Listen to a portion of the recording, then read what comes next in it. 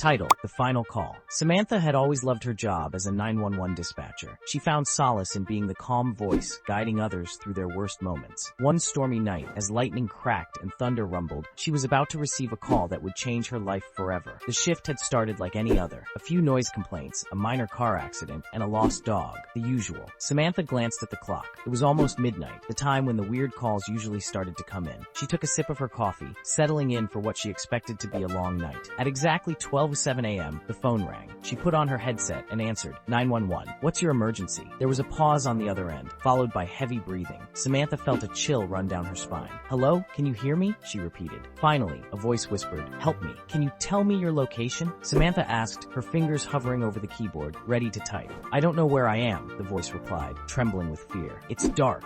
I can't see anything. Samantha's training kicked in. She tried to keep the caller calm while gathering as much information as possible. What's your name? Mary, the woman stammered. Okay, Mary. Are you hurt? I think so. My head hurts, and I feel so cold. Samantha tried to trace the call, but the system showed it was coming from a disconnected number. That was impossible, she thought. Mary, can you describe anything about where you are? Any sounds, smells, anything at all? Mary started to sob. I can hear water dripping. It smells musty, like an old basement. Samantha's heart raced. Stay with me, Mary. We're going to find you. Can you tell me how you got there? I don't remember, Mary cried. I was driving home, and then nothing. I woke up here. Samantha alerted the police and gave them the information she had. They began searching the area for any signs of Mary. As she kept Mary talking, she could hear the desperation in her voice growing. Please don't leave me, Mary begged. I'm not going anywhere, Samantha assured her. We're going to find you. Minutes felt like hours as Samantha stayed on the line. Then, the phone went silent. Mary, are you there? She called out, but there was no response. The police continued their search throughout the night, but found no trace of Mary or any sign of where the call might have come from. Samantha stayed long after her shift ended, hoping for any news, but there was nothing. Days turned into weeks, and weeks into months. The case went cold, but Samantha couldn't shake the feeling that there was something she had missed. Every night, she replayed the call in her head, trying to piece together the clues.